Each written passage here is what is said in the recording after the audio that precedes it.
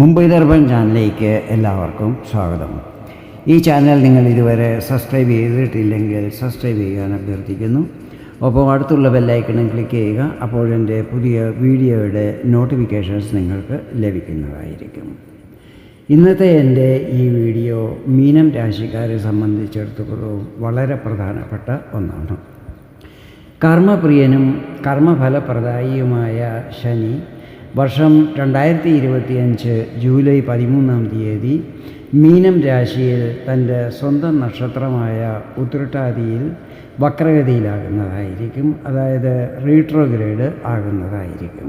July 13 മുതൽ November 28 വരെ ഏകദേശം 138 ദിവസത്തോളം ശനി റീട്രോഗ്രേഡായിട്ടാണ് സഞ്ചരിക്കുന്നത്. സൂര്യനും ശനിയും തമ്മിലുള്ള ദൂരം 120 ഡിഗ്രിയിൽ കൂടുമ്പോഴാണ് ശനി റീട്രോഗ്രേഡ് ആകുന്നത്. അതുപോലെ പിന്നീട് സൂര്യനും ശനിയും തമ്മിലുള്ള ദൂരം 120 ഡിഗ്രിയിൽ കുറയുമ്പോൾ ശനി നേരെ സഞ്ചരിക്കാൻ തുടങ്ങുന്നു എന്നുമാണ് മനസ്സിലാക്കേണ്ടത്. എല്ലാ വർഷവും ഏകദേശം ഈ സമയത്തോടടുപ്പിച്ച് ശനി വക്രഗതിയിലാകുന്നതാണ്. അതും ഏകദേശം 140 ദിവസത്തോളം. ശനിയുടെ ഈ സഞ്ചാരമാറ്റം നിങ്ങളിൽ എന്തൊക്കെ പ്രഭാവങ്ങൾ ചെലുത്തും എന്നതിനെക്കുറിച്ചാണ് ഇവിടെ ഞാൻ വിവരിക്കുന്നത്. ഞാനിവിടെ പറയുന്നത് ചന്ദ്രഗണനയെ അടിസ്ഥാനമാക്കിയുള്ള പൊതുഫലങ്ങളാണ്. നിങ്ങളുടെ ജാതകത്തിലെ ഗ്രഹനില, ഇപ്പോഴത്തെ മഹാദശ, അപഹാരം എന്നിവയിൽ വരുന്ന വ്യത്യാസങ്ങൾ കാരണം ഫലങ്ങളിലും ചില്ലറ ഏറ്റക്കുറച്ചിലുകൾ വരുവാൻ സാധ്യതകളുണ്ട്. ശനി നിങ്ങളുടെ 11ഉം 12ഉം ഭാവങ്ങളുടെ അധിപനാണ്. ഇപ്പോൾ നിൽക്കുന്നതും വക്രഗതിയിലാകുന്നതും നിങ്ങളുടെ രാശിയിൽ തന്നെയാണ്.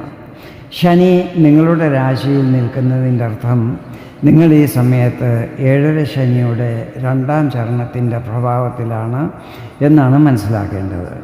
ഇപ്പോൾ ശനിയുടെ അംശബലം വർദ്ധിച്ചിരിക്കുന്നതിനാലും ശനി തൻ്റെ സ്വന്തം നക്ഷത്രമായ ഉത്രട്ടാതിയിൽ നിൽക്കുന്നതിനാലും 7ാം ശനിയുടെ കൂടുതൽ പ്രഭാവങ്ങൾ സാധാരണയായി അനുഭവപ്പെടുന്നതല്ലായിരിക്കും. എങ്കിലും ഇതിനുവേണ്ടി ശനി നിങ്ങളുടെ ജാതകത്തിലും ബലവാനായിട്ട് വേണം നിൽക്കുവാൻ. 12ാം ഭാവാധിപൻ 1ൽ വക്രഗതിയിലാകുമ്പോൾ അനാവശ്യ ചിലവുകൾ വർദ്ധിക്കുന്നതായിരിക്കും. അതിനാൽ ചിലവുകളിൽ കൺട്രോൾ ചെയ്യേണ്ടത് ആവശ്യമായിരിക്കും. ആരോഗ്യത്തിൽ പ്രശ്നങ്ങൾ വരാൻ സാധ്യതകളുണ്ട്. നേരത്തെ വന്നതും സുഖമായി കിട്ടിയതുമായ എന്തെങ്കിലും രോഗം വീണ്ടും വരാൻ സാധ്യതകളുണ്ട്. ഇൻവെസ്റ്റ്മെൻറ്റുകളും മറ്റും എക്സ്പെർട്ടിൻ്റെ അഡ്വൈസ് അനുസരിച്ച് വേണം ചെയ്യുവാൻ. ഈ സമയത്ത് വിദേശ സംബന്ധമായ കാര്യങ്ങളിൽ വന്നുകൊണ്ടിരുന്ന തടസ്സങ്ങൾ മാറിക്കിട്ടുന്നതായിരിക്കും. അതുപോലെ വിദേശത്ത് താമസിക്കുന്നവർക്ക് ഇത് അനുകൂല സമയമായിരിക്കും. സാമ്പത്തികപരമായി ബുദ്ധിമുട്ടുന്നവർക്ക് അതിൽ കുറച്ചൊക്കെ ആശ്വാസം ലഭിക്കുന്നതുമായിരിക്കും. ശനി 11ാം ഭാവത്തിൻ്റെ അധിപനുമാണല്ലോ. 11ാം ഭാവം ലാഭസ്ഥാനമാണ്. ഈ സമയത്ത് പ്രൊമോഷനും ഇൻക്രിമെൻറ്റും മറ്റും ലഭിക്കുവാൻ സാധ്യതകളുണ്ട്. ലാഭസ്ഥിതികൾ നല്ലതാകുന്നതായിരിക്കും. ഇൻകം വർദ്ധിക്കും.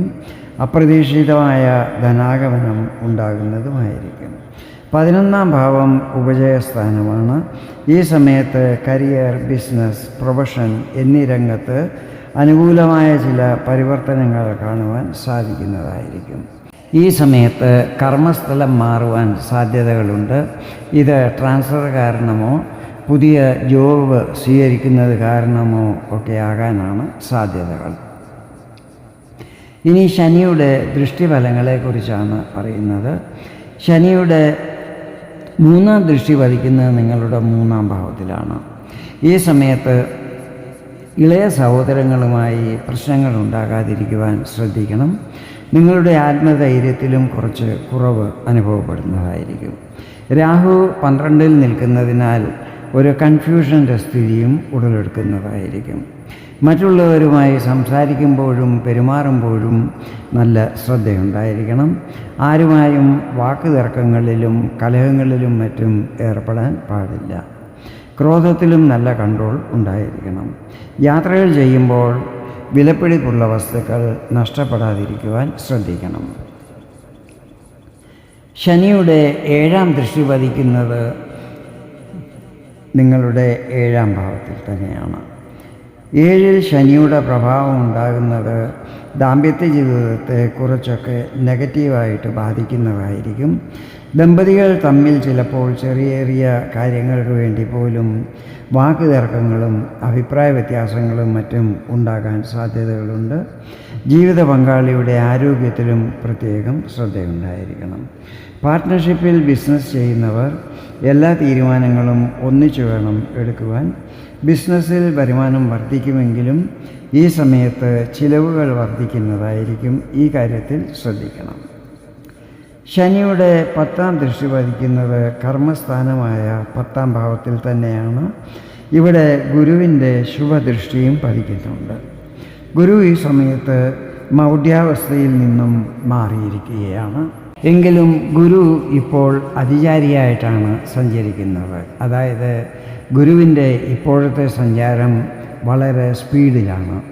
1 വർഷം കൊണ്ട് സഞ്ചരിച്ച് തീർക്കേണ്ട മിഥുനം രാശി ഈ പ്രാവശ്യം വെറും 5 മാസം കൊണ്ട് ഗുരു സഞ്ചരിച്ച് തീർത്ത് കർക്കടകത്തിലേക്ക് പ്രവേശിക്കുന്നതുമായിരിക്കും. ഈ സമയത്ത് എല്ലാ കാര്യങ്ങളും ധൃതി പിടിച്ച് പെട്ടെന്ന് ചെയ്തു തീർക്കുവാനുള്ള ഒരു ടെൻഡൻസി നിങ്ങളിൽ ഉടലെടുക്കുന്നതായിരിക്കും. ഇത് ചിലപ്പോൾ ഹാനികൾ വരാനും ഇടയാക്കുന്നതായിരിക്കും. ഗുരു മൗഢ്യാവസ്ഥയിൽ നിന്നും മാറിയിരിക്കുന്നതിനാൽ 4ാം ഭാവത്തിൻ്റെയും ശുഭഫലങ്ങൾ ലഭിക്കുവാൻ തുടങ്ങുന്നതായിരിക്കും. 4ാം ഭാവം ഭൂമി, ഭവനം, പ്രോപ്പർട്ടി, വാഹനം എന്നിവയുമായിട്ടെല്ലാം ബന്ധപ്പെട്ടിട്ടുള്ളതാണ്. പ്രോപ്പർട്ടികളുടെ ക്രയവിക്രയങ്ങളിലും മറ്റും നല്ല ലാഭസ്ഥിതികൾ ഉണ്ടാകുന്നതായിരിക്കും. പുതിയ വാഹനം വാങ്ങുവാനും യോഗമുണ്ടാകും. 10ൽ ദൃഷ്ടി പതിക്കുന്നത് കാരണം കരിയറിൽ പ്രശ്നങ്ങളെ നേരിട്ടുകൊണ്ടിരുന്നവർക്ക് അതെല്ലാം തന്നെ മാറിക്കിട്ടുന്നതും ഓഫീസിലെ അന്തരീക്ഷം നിങ്ങൾക്ക് അനുകൂലമാകുന്നതുമായിരിക്കും. ഉദ്യോഗാർത്ഥികളായ യുവാക്കൾക്ക് നന്നായി പരിശ്രമിച്ചാൽ പുതിയ ജോലി ലഭിക്കുവാനുള്ള എല്ലാ ചാൻസുകളും ലഭിക്കുന്നതായിരിക്കും. മൾട്ടിനാഷണൽ കമ്പനികളിൽ ജോലി ചെയ്യുന്നവർ ജോബിൽ പരിവർത്തനങ്ങൾ ചെയ്യുന്നതുമായിരിക്കും. ഈ സമയത്ത് പിതാവിൻ്റെ എല്ലാവിധ സഹായ സഹകരണങ്ങളും ലഭിക്കുന്നതായിരിക്കും. ഇതാണ് ശനി വക്രഗതിയിലാകുമ്പോൾ മീനം രാശിക്കാർക്ക് ലഭിക്കുന്ന ഫലങ്ങൾ. കൂടുതൽ ശനിപ്രീതി ലഭിക്കുന്നതിനായി നിത്യവും ഹനുമാൻ ചാലീസ ജപിക്കുന്നതും ശ്രവിക്കുന്നതും നല്ലതായിരിക്കും. അതുപോലെ ഹനുമാൻ സ്വാമിയുടെയും ശാസ്താവിൻ്റെയും ക്ഷേത്ര ദർശനങ്ങൾ നടത്തുന്നതും അവിടെ വഴിപാടുകളും മറ്റും നടത്തുന്നതും ശനിപ്രീതി കൂടുതൽ ലഭിക്കുവാൻ ഇടയാക്കുന്നതായിരിക്കും. അവശതയുള്ളവർക്കും അർഹതയുള്ളവർക്കും നിങ്ങളാൽ കഴിയുന്ന സഹായങ്ങൾ ചെയ്യുന്നത് ശുഭകരമായിരിക്കും. അതുപോലെ ലഹരി പദാർത്ഥങ്ങൾ, മത്സ്യമാംസാദികൾ എന്നിവ ഒഴിവാക്കുന്നതും നല്ലതാണ്. ഈ സമയത്ത് ആരെയും വഞ്ചിക്കുവാനും പാടില്ല. എല്ലാ കാര്യങ്ങളും ആത്മാർത്ഥതയോടെയും സത്യസന്ധതയോടെയും ചെയ്യുന്നത് കൂടുതൽ പോസിറ്റീവ് ഫലങ്ങൾ ലഭിക്കുവാൻ ഇടയാക്കുന്നതായിരിക്കും. വീഡിയോ നിങ്ങൾക്ക് ഇഷ്ടപ്പെട്ടെങ്കിൽ ഇതുപോലെ ജ്യോതിഷ സംബന്ധമായ കൂടുതൽ വിവരങ്ങൾ അറിയുവാൻ വേണ്ടി എൻ്റെ ഈ ചാനൽ സബ്സ്ക്രൈബ് ചെയ്യാൻ അഭ്യർത്ഥിക്കുന്നു. വീണ്ടും വേറൊരു വീഡിയോയിൽ കാണാം. അതുവരെ എല്ലാവർക്കും നന്ദി, നമസ്കാരം.